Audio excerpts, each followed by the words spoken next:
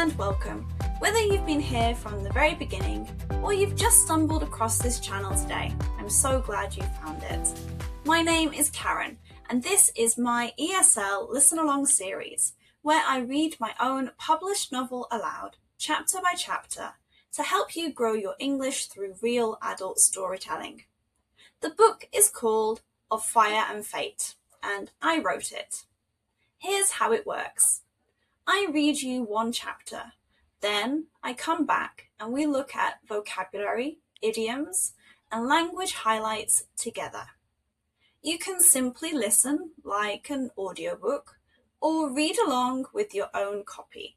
The book is on Amazon and the link is in the description below. A quick but important reminder, this is an adult book for listeners 18 and over. It contains explicit sexual content, themes of domestic abuse and trauma, and other mature content throughout.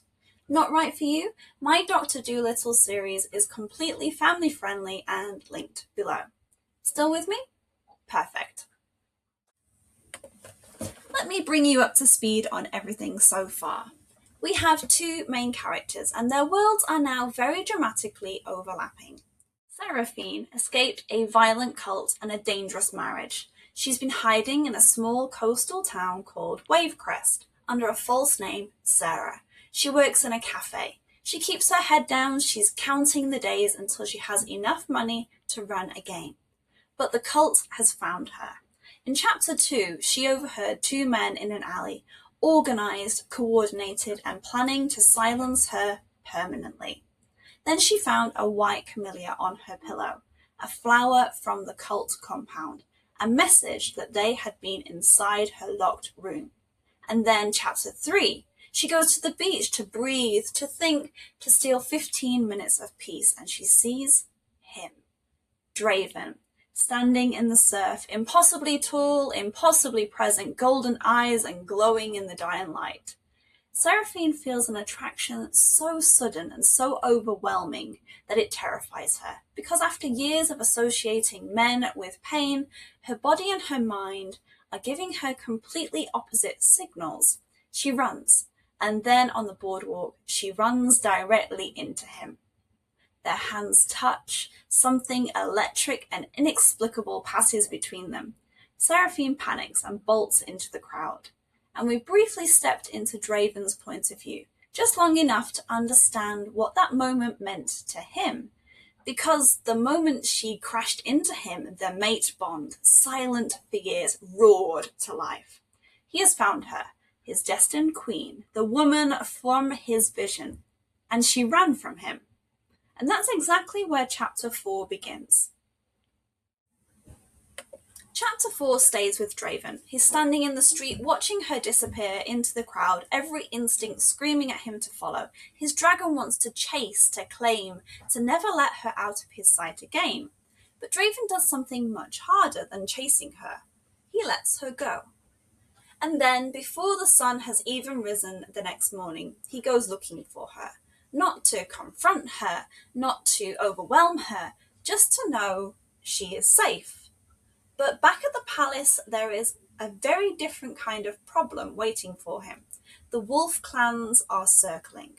They have sent an envoy, a negotiator named Bjorn. And the message he brings is barely veiled. They know the Dragon Kingdom is weakening. They're preparing to move. Draven is trying to hold two impossible things at once, a kingdom on the edge of crisis and a terrified woman he can't stop thinking about. It is a lot, even for a Dragon King. Find your page if you have the book. Get comfortable. I'll see you on the other side. Chapter 4. Draven. She's gone. One moment I was staring into her beautiful hazel eyes, the eyes that had been in my impossible dream, and the world finally started turning. Next, she has vanished into the rushing current of the crowd, leaving me rooted in the street like an idiot. The scent of the ocean and her faint, sweet fragrance tangled together in my lungs. My dragon snarls inside me, a guttural, wounded sound only I can feel. He demands pursuit, a hunt, an immediate claim. Mate! The word slams through me like a physical blow, thunder and a raging fire mixing in my veins. For years I had tried to conjure her, imagining the woman meant to rule beside me. I'd seen fragments, a flash of laughter, a wisp of warmth, but always the details blurred, except for those eyes. I'd believed the whole thing was a fantasy, a cruel side effect of my cursed lineage, until today. Her eyes were the same hazel flecked with gold that had haunted my dreams, familiar, impossible, terrifying, and now they belonged to someone real, someone afraid.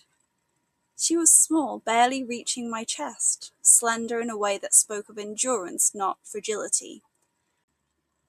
I'd seen the years of flight in her posture, the instinct to disappear etched into every movement. When she'd tucked a strand of chestnut hair behind her ear, I'd seen the delicate curve of her neck, so vulnerable, and my dragon had pulsed with a fierce, protective hunger. Pain lived in her features, yes, but so did defiance. A core fire that refused to die. She wasn't just surviving, she was fighting to keep breathing. She wanted to vanish, to be no one, but to me she had burned brighter than the midday sun. Her presence had roared through every part of me, setting flame to the emptiness I'd carried for years.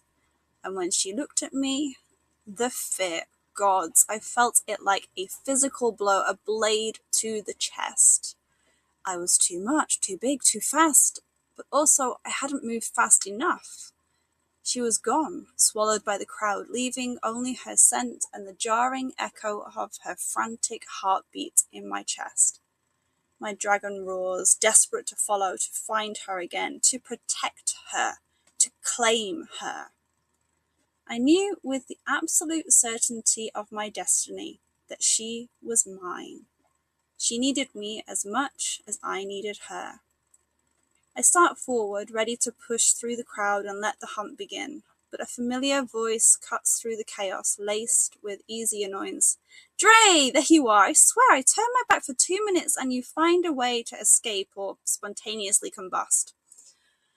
Eldrick, of course. His terrible timing has always been legendary, though today it felt like a betrayal of fate itself. I glanced back towards where she vanished, gone completely. Don't just stand there like a statue carved from pure sexual frustration, Eldrick says, walking up and nudging my elbow. He was tall, but I still towered over him, and he had the easy confidence of a man who'd been arguing with me since we were children, fighting over a piece of mountain meat. You were supposed to be meeting the envoy from the wolf clans an hour ago. You know, diplomacy, the boring stuff that keeps the North from eating us alive. I grit my teeth, fighting the urge to snarl and force a breath through my nose. Later, you have the court ball, remember?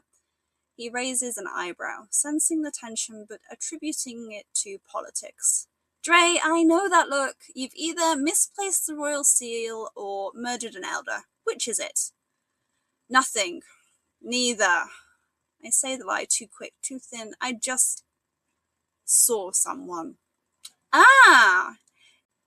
His grin widens, seizing on this. Finally! Was she pretty?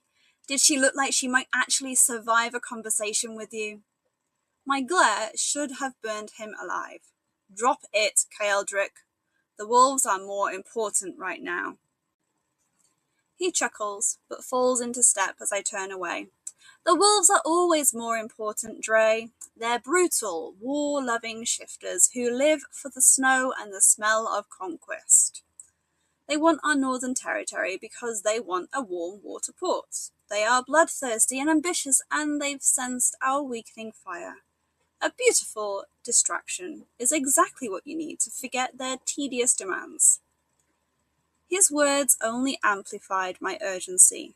The need for a mate was not just tradition. It was survival. The fading fire was a weakness the wolves in the north could and would exploit. If I had a queen, if the kingdom had a visible sign of prophecy restored, our defense would be impenetrable. I promised you the fate of the north is secondary to what I saw, I muttered, but fine, let's go talk to the snarling curs. The meeting with the wolf envoy is a disaster from the moment it begins. I'm still raw from losing her, the mate bond a constant ache in my chest, making it nearly impossible to focus on the political theatre playing out in the coastal palace's study. Keldrick stands at my right side, his usual easy demeanour replaced by watchful tension. The wolves can smell weakness, and today I'm bleeding it. Bjorn Frostclaw, the Northern Pack's chief negotiator, lounges in his chair with calculated insolence. He's all lean muscle and winter-pale skin, his ice-blue eyes tracking my every movement like a predator, sizing up prey. Two of his lieutenants flank him, silent and deadly, their presence a not-so-subtle reminder that the wolves travel in packs. King Draven, Bjorn says, his accent thick with rolling consonants of the far north. You look distracted. Trouble in your kingdom? Nothing that concerns the wolf clans, I reply, my voice carefully neutral. Every word is a negotiation, every pause a potential weakness. Doesn't it? He leans forward, elbows on his knees, a posture of false friendliness that sets my teeth on edge. We've been hearing rumors, interesting rumors, stories about failing bloodlines, children who don't survive, about a king without a queen, a fire that's dimming year by year, generation by generation. Keldrick's hand moves almost imperceptibly towards the blade at his hip. I give him the slightest shake of my head. Not yet. Rumors are the currency of cowards who lack the courage for direct confrontation, I say evenly. If you have concerns about the security of the northern border, state them plainly. Bjorn's smile shows too many teeth. Security? Oh, we have no concerns about security, Your Majesty. In fact, we're so confident in our own strength that we've been considering expansion. Those human settlements in the disputed territories need proper protection, strong protection, the kind that a fading dragon kingdom might not be able to provide much longer. The threat is barely veiled. They're preparing to push into our territory, testing whether we have the strength to push back. The settlements are under dragon protection, I say, and I let just enough heat bleed into my voice that the air around me shimmers. They will remain under dragon protection. Any wolf who crosses into claimed territory will find that our fire burns as hot as it ever has. Does it? Bjorn rises slowly, deliberately. He's nearly my height. I'm 6'6", rare even for shifters. But wolves are bred for size and strength. Because from where I'm standing, you look like a king pretending to be in power while his kingdom crumbles. No queen, no heir, no future. Just a proud dragon sitting on a pile of useless rock, waiting for extinction. We fought beside your great-grandfather once, before your fire dimmed. The room goes deadly quiet. Keldrick's hand is definitely on his blade now. One of the wolf lieutenants has shifted positions, ready to spring. I could end this now. One shift, one burst of flame, and Bjorn Frostclaw would be nothing but ash and memory. But that would mean war, open, bloody war, and we're not ready for that. Not with our numbers dwindling, not with every birth a gamble, not with the fire itself uncertain. So, Instead, I do something harder. I stand down. This meeting is over, I say, my voice cold as winter stone. You will leave Wave Crest territory by nightfall, and you will deliver a message to your alpha. The Dragon King does not respond well to threats. Tell him to test our borders at his own risk. Bjorn holds my gaze for a long, tense moment.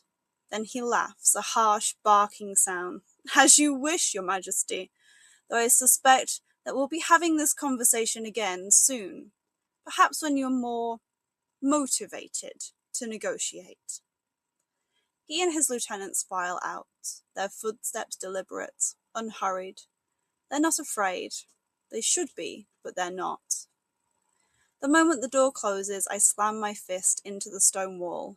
The rock cracks, spiderwebbing out from the impact. Pain flares up in my arm, sharp and grounding. That went well, Keldrick says dryly, though his voice is tight with suppressed anger. Nothing says strong kingdom like threatening a war you can't afford to fight. What would you have had me do? I round on him, the dragon's fury finally finding an outlet. Roll over, offer them territory, show them exactly how weak we are? I'd have had you be focused. Keldrick meets my anger with calm, the way he always does when I'm spiraling. You weren't focused, Dre. You were thinking about her, the girl with the eyes, instead of the very real threat standing in front of you. Bjorn saw it. They all saw it. The words hit like a physical blow because they're true. Throughout the meeting, half my attention was on the fading thread of her scent still clinging to my clothes, the phantom warmth where her hand had brushed mine, and the desperate need to find her again. She's my mate, I say, and the words come out half plea, half declaration. The prophesied queen. I already have the feeling that I half love her.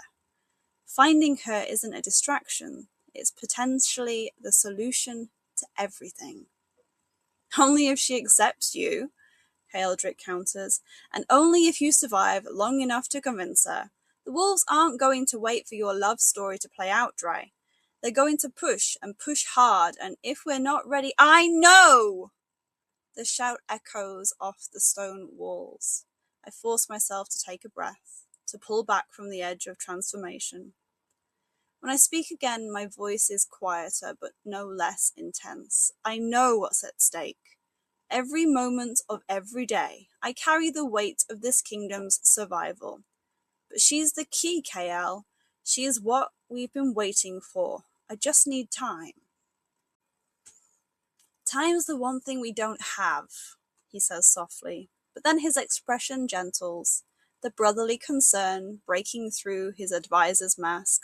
But I get it, I do, just don't lose sight of the kingdom while you're chasing the queen. One can't survive without the other. That night, the ballroom glitters with light and noise. I sit on my gilded throne, surrounded by swirls of silk and honeyed laughter, feeling like a carving of stone. This is a celebration, the advisors call it. Everyone knows it's another desperate parade of every eligible female in the kingdom. If the king won't find his mate through fate, perhaps he'll settle for convenience. But I keep seeing her face in the shifting light, every laughter from the crowd sounding like the frantic rush of her breathing. Keldrick leans lazily against a pillar, sipping his wine.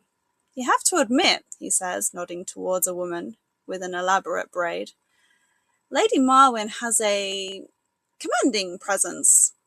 Also an impressive dowry of sheep and lowland territory, practical as a queen candidate.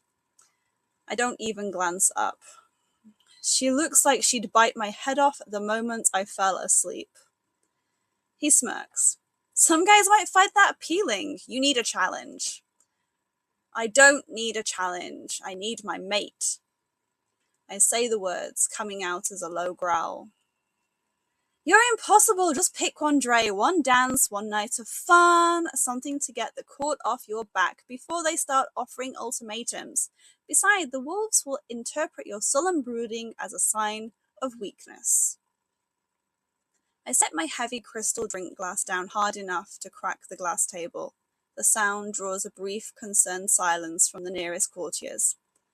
I can't, I say quietly, the change in my tone immediately silencing Keldrick. He knows the difference between my royal anger and my true despair. She's out there, Kael, I continue, using his chosen nickname, the one reserved for the two of us. My gaze was distant.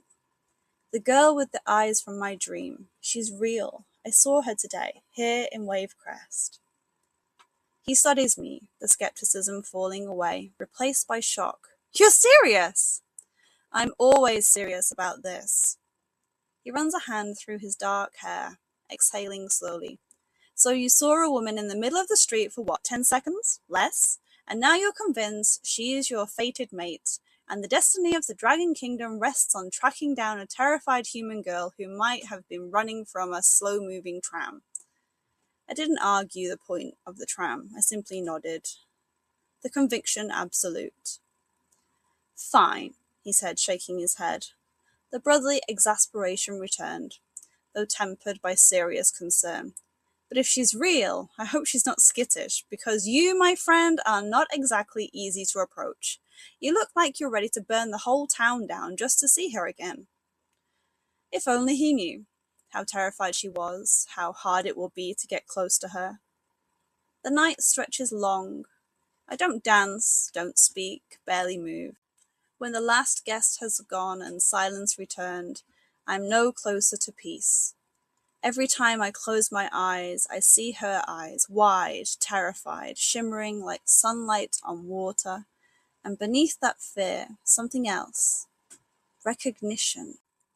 I dismiss the servants and retreat to my quarters, needing solitude to think. No, more accurately, to stop thinking. I should be reviewing defense strategies for the northern border. Should be drafting responses to Bjorn's thinly veiled threats, coordinating with my military advisors, and preparing for the conflict that's coming, whether I want it or not. Instead, I'm standing at the window of my temporary quarters, staring out at the dark ocean, thinking about hazel eyes and the ghost of a touch that lit every nerve in my body on fire. What kind of king abandons his duty for a woman who ran from him? The question gnaws at me, vicious and persistent. My entire life has been about sacrifice, with my personal wants subjugated to the needs of the kingdom, and every decision filtered through the lens of what's best for my people. I've turned away potential alliances, refused political marriages, and dedicated every waking moment to keeping the dragon fire burning. And now, when the threats are most urgent, when the wolves are literally circling, I'm obsessed with finding a terrified human girl who doesn't even know what I am. She's not just any girl, the dragon insists, a rumbling presence in the back of my mind. She's ours, the mate, the one who will restore the fire, the one who will soothe my heart. The bond knows. Even in its barely formed, incomplete state, it recognizes her with absolute certainty. Every cell in my body is screaming that she is the answer, not a distraction from my duty, but the fulfillment of it.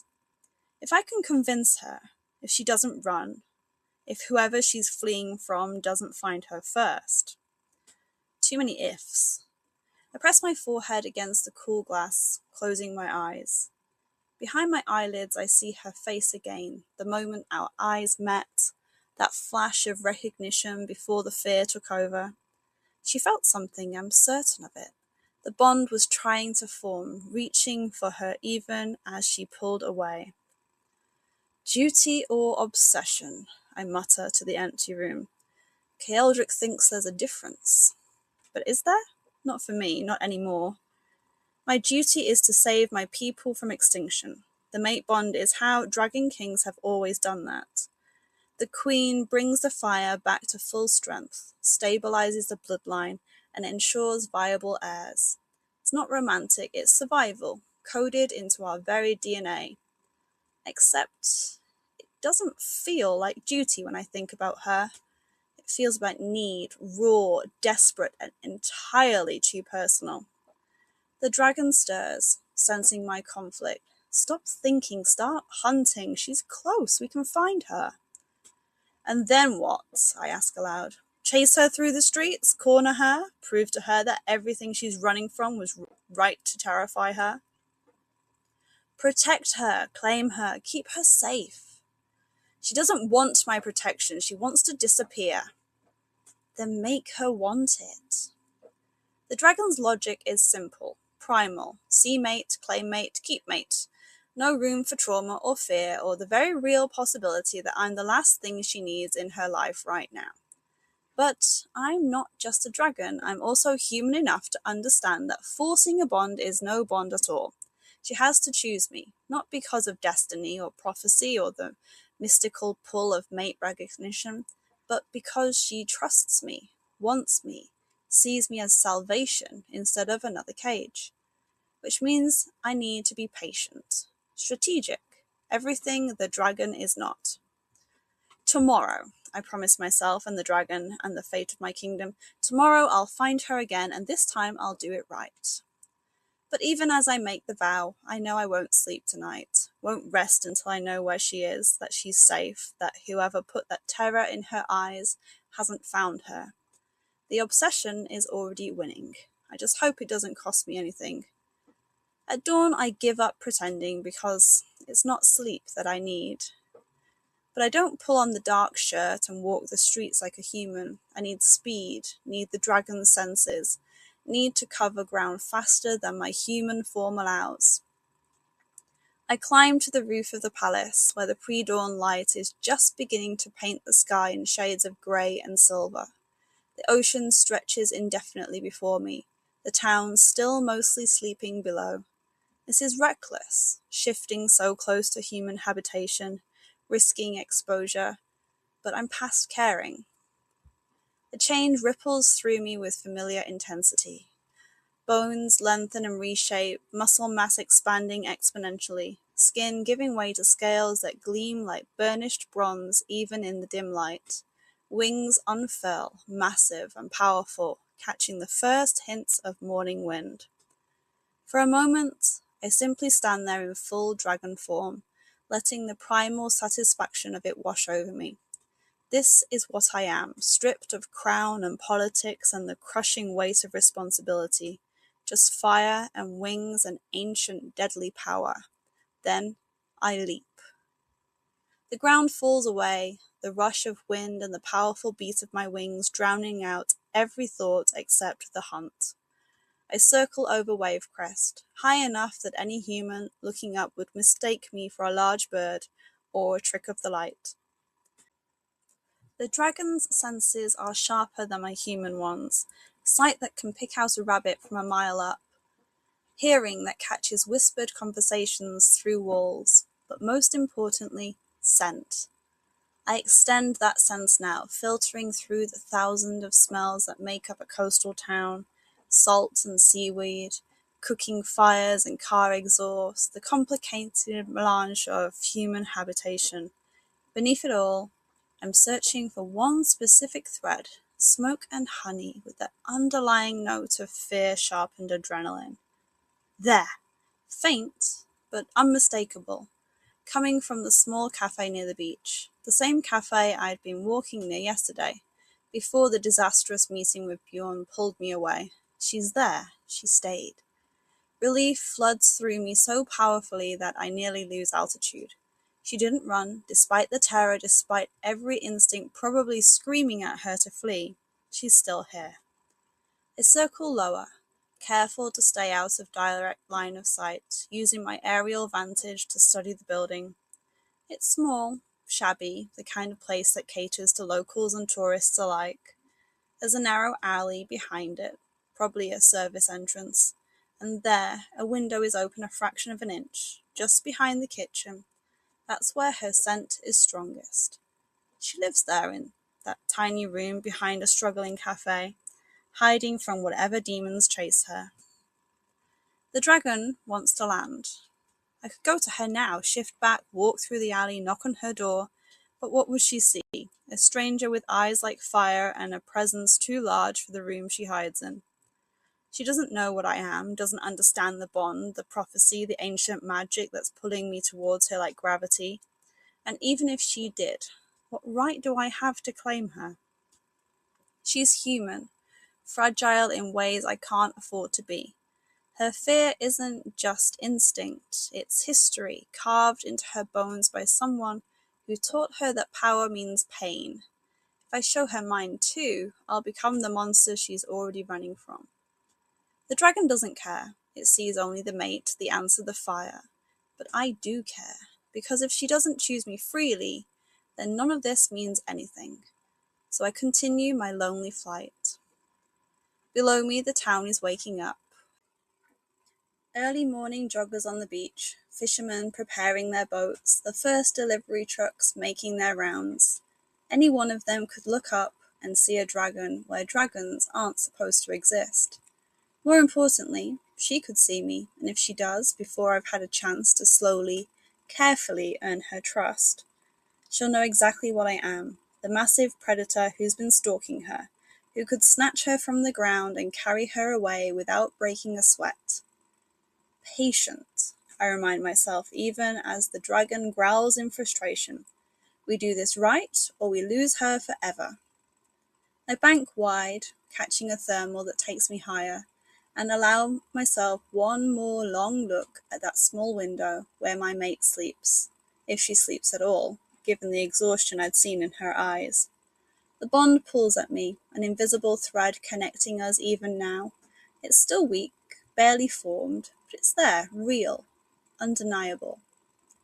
Soon, I promise her silently, soon I'll find a way to make you understand you're safe with me, that I'll burn the world down before I let anyone hurt you. Because someone put that terror in her eyes, someone taught her to run, to hide, to look at a potential protector and see only another threat. And when I find out who, the dragon's growl rumbles through my chest, a sound of promised violence that echoes across the empty sky. I wheel away from the town, heading back towards the palace before full daylight exposes me. But I carry the knowledge with me. She's still here, still within reach. The search continues. After shifting back and dressing, I walk the waking streets, following the subtle, unmistakable pull in my chest, a strange, undeniable thread winding tighter with every step. It was the faintest echo of the mate bond, just a whisper where a roar should be. It leads me back to the small, unremarkable cafe by the beach. The scent of coffee, sugar, and her soft, sweet fragrance hit me the moment I stepped closer, and there she was. She's behind the counter, hair pulled back, eyes shadowed with exhaustion. She moves like someone carrying too much weight, yet she still moves with a quiet, efficient grace. My dragon stills, a massive, forced presence solely observing her. When she looks up and forces a brittle smile for a customer, my chest tightens painfully. Everything inside me screams to go to her, to shield her, to take her away and lock her somewhere safe until the terror bleeds out of her bones.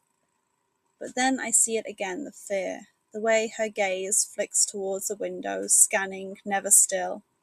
The dark circles on her eyes that speak of sleepless nights haunted by something worse than me.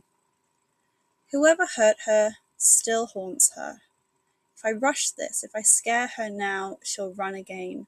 And if she runs, I might never find her before the kingdom fails and before the wolves see their chance to strike. So I force myself to turn away, to retreat before instinct wins. My dragon protests, a low, furious growl in my throat, demanding I claim what was rightfully mine. Soon, I whisper under my breath, we'll find a way to earn her trust. We will not be the monster that makes her run. When I return to the court, Kaeldrick's already waiting, standing with a steaming mug of black coffee in hand. "Did you finally get some sleep?" he asked dryly, passing the mug to me. "No," I say, taking a long, grateful sip. Did you find someone to have fun with while not sleeping then? He adds with a smirk, always ready to needle me. I found her again at a cafe. She's human.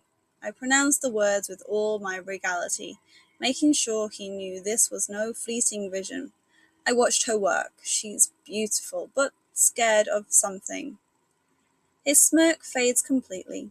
He studies me for a long moment, the caffeine doing its work. Then he sighs, accepting the inevitable. All right, Dre, you've seen her twice, so what's the plan? We can't sit on this. The wolves are waiting for us to fail. His voice pauses, voice dropping. And if they find her first? I turn towards the window, watching the sun rise over the town below, but Kael's words keep echoing. They won't see a frightened girl, he continues. They'll see leverage, a way to break you, to fracture the bond before it's fully formed, to turn prophecy into weakness. His voice is grim now, stripped of humour. Bjorn would parade her through the northern courts, call her a stolen bride, a symbol of dragon desperation. They'd use her to justify invasion, to rally their packs, to claim our lands as spoils of a failing lineage. My jaw clenches, the dragon inside me snarling at the image. My plan, I say, the word settling heavy and true in the quiet hall, is to stay patient. She is terrified, and I won't risk her running. I will earn her trust first, and then, only then, will I claim her. And that was chapter 4. Draven watched her through a cafe window and walked away, which, if you know anything about alpha dragon kings in romance novels, is generally remarkable restraint. But there is so much language to dig into here. Let's go. 5 words taken directly from this chapter. Every single one of them is worth having. First, guttural. When Draven loses sight of Seraphine in the crowd, I wrote that his dragon makes a guttural, wounded sound only I can feel. Guttural describes a sound that is harsh, throaty, and comes from deep in the throat, almost animal in quality. It's not refined or controlled, it's raw. He let out a guttural cry of frustration. The engine made a guttural roar as it struggled up the hill. It's a word you'll find constantly in fiction, particularly when a writer wants to convey something primal, beyond words. And here it is doing exactly that. Draven's dragon is reacting at a level that bypasses language entirely. Number 2, insolence. Bjorn, the wolf negotiator, arrives and lounges in his chair with calculated insolence. Insolence means deliberate, contemptuous disrespect, particularly from someone in a lower position towards someone in authority. It's a rudeness with agenda. The soldier's insolence towards his commanding officer shocked everyone present. She answered with barely disguised insolence. And notice my crucial word pairing here. It's not just insolence, it's a calculated insolence. Every slouch, every lazy gesture is a political move. Bjorn is not accidentally rude. He is probing weakness in his opponent. That one adjective transforms a simple insult into a strategy. Third, recognition. Draven watches Seraphine disappear into the crowd and hold onto one thing. Those eyes looked at me with fear, yes, but also with a flash of recognition, as if some part of her, buried beneath the trauma and terror, knew me too. Recognition means the moment of identifying something or someone that you've encountered before, that instant when something registers as known or familiar. There was a flicker of recognition in her eyes when he walked in. The music triggered an immediate recognition. She had heard it somewhere before. But notice how I use it here. Seraphine has never met Draven before. So what is she recognizing? That is the question Draven is asking himself, and it speaks directly to the mate bond, to something deeper than conscious memory. one word carrying an enormous amount of meaning. 4. Taught. After Seraphine runs from him on the boardwalk, Draven feels a mate bond as a golden thread connecting us that's being stretched taut with every step she takes away from me. Taut means pulled tight, stretched to a point of tension, with no slack remaining. It's the opposite of loose or relaxed. The rope was pulled taut between two posts. Her nerves were taut with anticipation.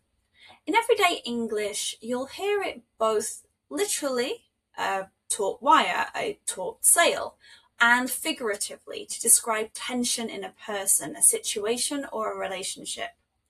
Here it is doing both at once. The bond is literal to Draven, but it reads as pure emotional tension to us. And 5, skepticism. When Draven finally tells Kaeldrick he has found his mate, I wrote that the skepticism falling away, replaced by shock.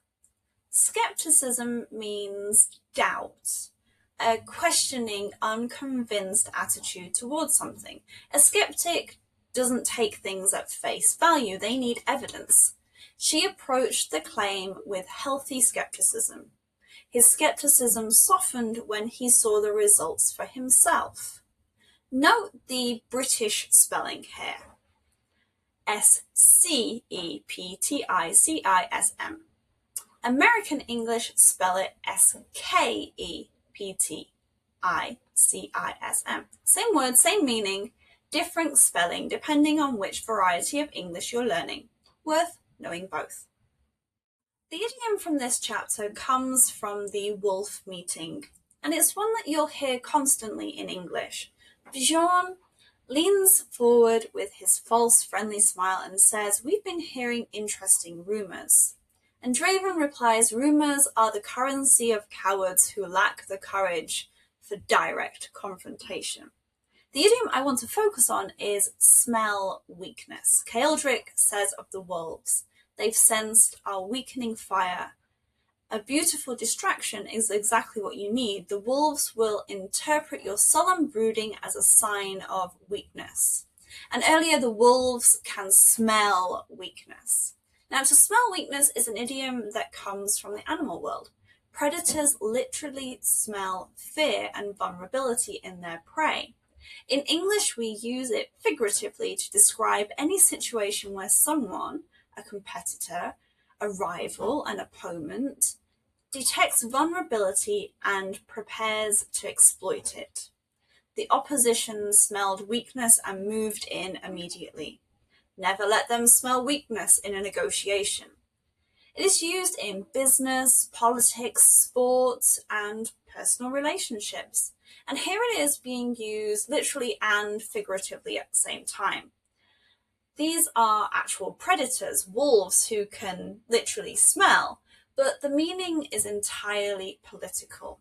That layering is what makes the writing so rich. And here's your question for the week. At the end of chapter 4, Draven is standing at the window in the dark, asking himself, what kind of king abandons his duty for a woman who ran from him? And then he answers his own question. He argues that finding her is his duty, and that she's not a distraction from saving his people, but the fulfillment of it. So here is what I want you to think about. When two important things are pulling you in opposite directions, duty and desire, responsibility and need, how do you decide which one takes priority? And do you think Draven is generally convinced by his own argument? Or is he just telling himself what he needs to hear? This question has no right answer. It's about reading between the lines, understanding a character, not just from what they say, but from what they're trying very hard not to admit. This is advanced English in action. This is exactly the kind of thinking this series is here to practice. Leave your answer in the comments. I generally read every single one. That's chapter 4. Draven has a plan, patient, strategic, earn her trust slowly, don't frighten her, don't become the monster she's already running from. Next week, we're back with Seraphine. And I'll tell you this much, the cult is not done with her. The flower that appeared on her pillow, it vanishes, and that almost breaks her more than finding it did, because now she can't trust what is real. The cash register won't balance, the lock she distinctly remembers throwing are found open. Small, impossible things that should not be happening and can't be explained. And then something happens in the cafe kitchen that sends Seraphine back completely and violently to one of the worst moments of her life inside the compound. It's a powerful chapter, and Draven, true to his word, is closer than she knows. Subscribe so you don't miss it. The book link is in the description if you can't wait. I completely understand. Take care of yourselves.